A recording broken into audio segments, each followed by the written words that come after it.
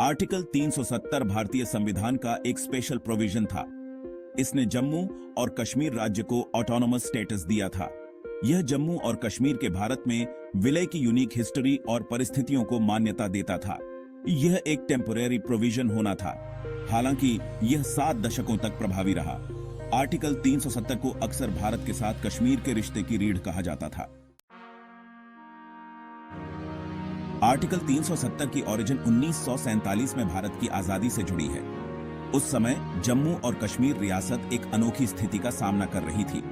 महाराजा हरि सिंह ने भारत की मदद ली और इंस्ट्रूमेंट ऑफ एक्सेशन पर हस्ताक्षर किए। इस दस्तावेज ने जम्मू और कश्मीर को भारतीय संघ में लाया। आर्टिकल 370 का मसौदा तैयार किया गया था। नेहरू और शेख अब्दुल्ला के बीच बातचीत हुई थी।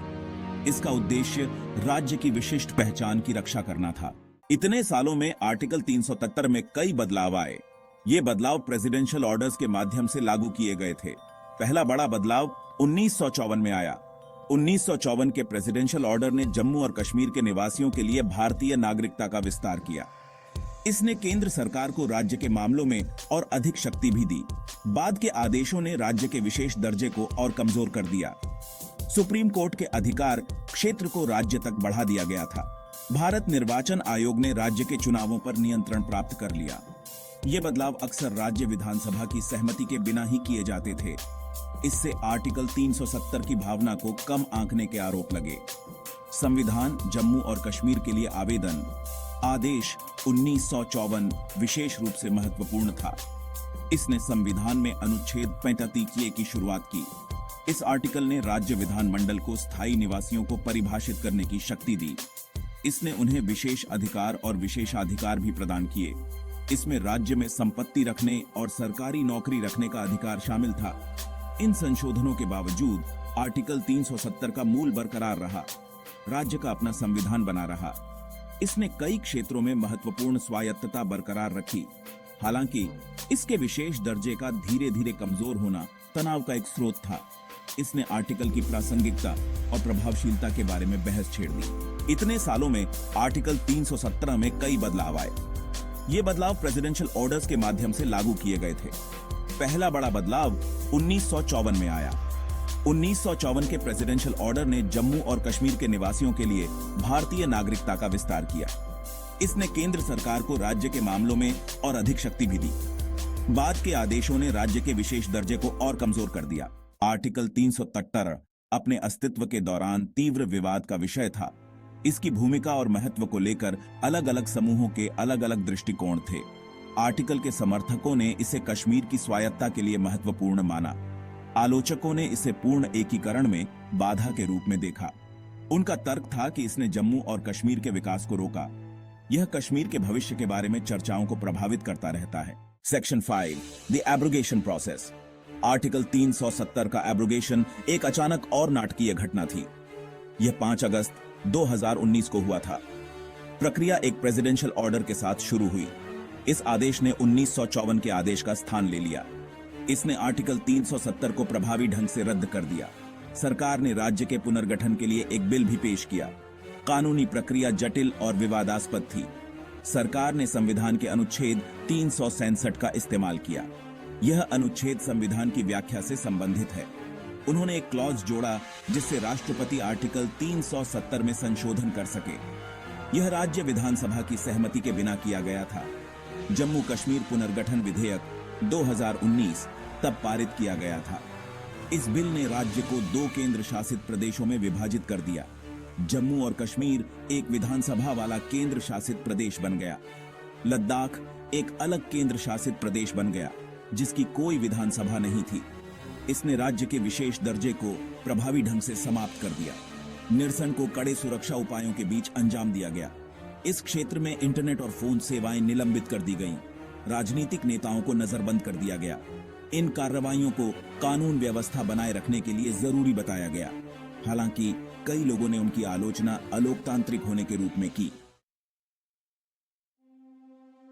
Section 6 immediate aftermath. निरसन के तुरंत बाद मिलीजुली प्रतिक्रियाएं आईं। भारत के कुछ हिस्सों में जश्न मनाया गया। कई लोगों ने इसे राष्ट्रीय एकीकरण की दिशा में एक लंबे समय से लंबित कदम के रूप में देखा। हालांकि कश्मीर में माहौल गमगीन था। भविष्य को लेकर व्यापक अनिश्चितता और भय था। इस क्षेत्र को कड़े लॉकडाउन में रखा गया था। आवाजाही प्रतिबंधित थी और संचार लाइनें काट दी गई थीं। इससे जनभावना का सही अंदाजा लगाना मुश्किल हो गया। हालांकि रिपोर्टों ने कई कश्मीरियों में विश्वासघात की भावना का सुझाव दिया। उन्होंने महसूस किया कि उनका विशेष दर्जा एक तरफा रद्द कर दिया गया है। राजनीतिक प्रतिक्रियाएं तेजी से विभाजित थीं। सत्तारूढ़ भाजपा ने इस कदम का ऐतिहासिक बताते हुए स्वागत किया। उनका दावा था कि यह क्षेत्र में विकास और शांति लाएगा। हालांकि विपक्षी दलों ने निरसन के तरीके की आलोचना की। उन्होंने इसे अलोकतांत्रिक और असंवैधानिक करार दिया। अंतर्राष्ट्रीय स्तर पर निरसन पर मिलीजुली प्रतिक्रियाएं आईं। पाकिस्तान ने इस कदम की कड़ी निंदा की। इसने भारत के साथ राजनयिक संबंधों को कमतर आंका। अन्य देशों ने बातचीत और संयम बरतने का आग्रह किया। कुछ ने मानवाधिकारों पर चिंता व्यक्त की। दूसरों ने इसे भारत का आंतरिक मामला बताया। Section 7 current status of Jammu and Kashmir. Jammu और कश्मीर की वर्तमान स्थिति अभी भी विकसित हो रही है। यह क्षेत्र अब एक विधानसभा वाला केंद्र शासित प्रदेश है। इसका मतलब है कि इसे पहले से कम स्वायत्तता प्राप्त है। केंद्र सरकार का उसके मामलों पर अधिक सीधा नियंत्रण है। लद्दाख बिना विधानसभा वाला एक अलग केंद्र शासित प्रदेश है। निरसन के बाद लगाए गए कुछ प्रतिबंध हटा लिए गए हैं। इंटरनेट सेवाएं आंशिक रूप से बहाल कर दी गई हैं। राजनीतिक बंदियों को रिहा कर दिया गया है। हालांकि स्थिति सामान्य से कोसों दूर है। सुरक्षा और मानवाधिकारों को लेकर चिंताएं बनी हुई हैं। सरकार ने इस क्षेत्र में तेजी से विकास का वादा किया है। नई निवेश नीतियां घोषित की गई हैं। बुनियादी ढांचा परियोजनाओं और रोजगार सृजन की योजना है। हालांकि कोविड-19 महामारी ने इन प्रयासों को धीमा कर दिया है। परिवर्तनों के आर्थिक प्रभाव का पूरी तरह से आकलन होना बाकी है। इस क्षेत्र में राजनीतिक गतिविधियां धीरे धीरे फिर से शुरू हो रही हैं। स्थानीय चुनाव हो चुके हैं। हालांकि राज्य का दर्जा बहाल करने की मांग जोरदार बनी हुई है। इस मांग में कई स्थानीय दल एकजुट हैं। केंद्र सरकार ने उचित समय पर राज्य का दर्जा बहाल करने का वादा किया है। Section 8 international reactions. निरसन पर अंतरराष्ट्रीय समुदाय की प्रतिक्रिया अलग अलग थी। उम्मीद के मुताबिक पाकिस्तान ने कड़ी प्रतिक्रिया व्यक्त की। इसने राजनयिक संबंधों को कमतर आंका और भारत के साथ व्यापार निलंबित कर दिया। इसने इस मुद्दे को अंतरराष्ट्रीयकरण करने की भी कोशिश की। पाकिस्तान ने संयुक्त राष्ट्र सुरक्षा परिषद और अन्य अंतरराष्ट्रीय मंचों से अपील की। अधिकांश पश्चिमी देशों ने तटस्थ रुख बनाए रखा। उन्होंने इसे भारत का आंतरिक मामला बताया। हालांकि उन्होंने मानवाधिकारों पर चिंता व्यक्त की। उन्होंने भारत और पाकिस्तान के बीच बातचीत का आग्रह किया। कुछ देशों ने कश्मीर में नॉर्मलसी बहाल करने का आह्वान किया।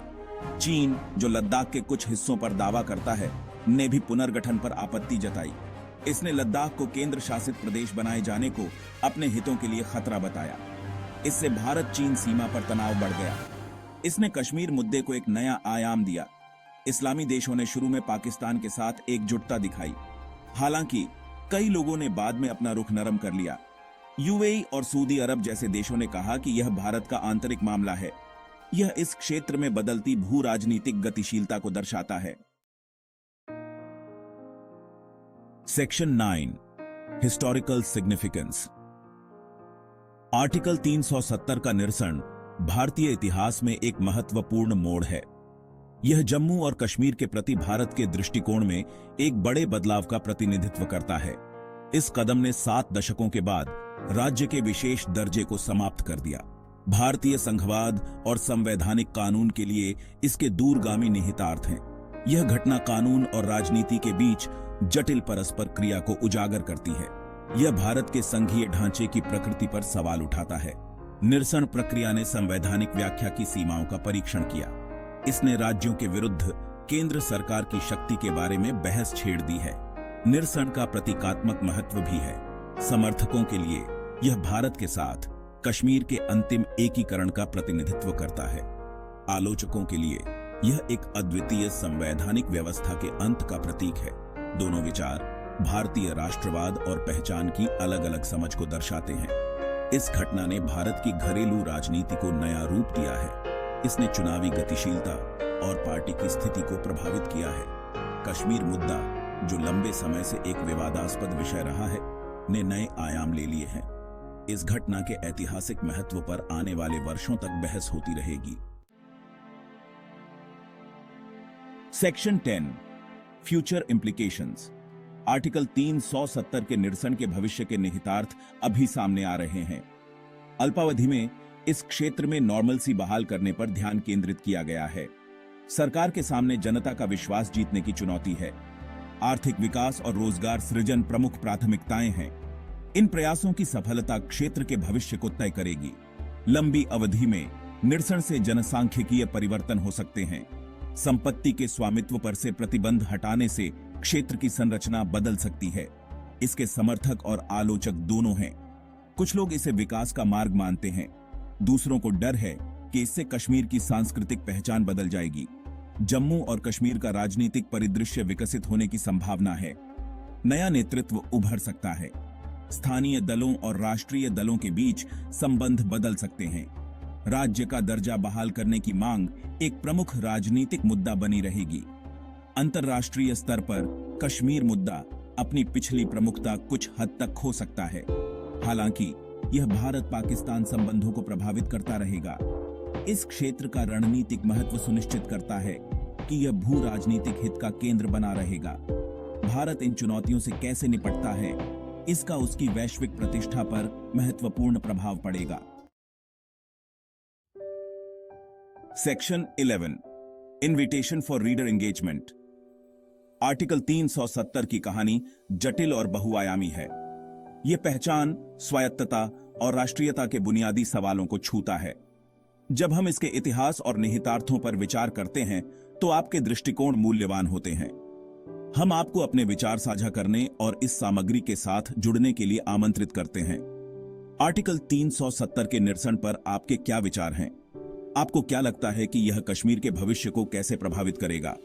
भारतीय लोकतंत्र के लिए हम इस प्रकरण से क्या सबक ले सकते हैं?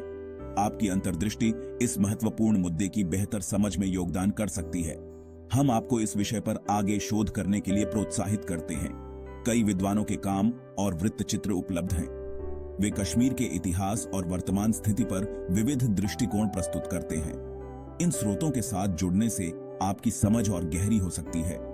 अंत में हम आपसे जम्मू और कश्मीर में हो रहे घटनाक्रम पर नजर रखने का आग्रह करते हैं। स्थिति लगातार विकसित हो रही है। आपकी जानकारीपूर्ण भागीदारी इस महत्वपूर्ण मुद्दे पर सार्थक बातचीत में योगदान कर सकती है। पढ़ने के लिए धन्यवाद और हम आपके विचारों और टिप्पणियों की प्रतीक्षा करते हैं।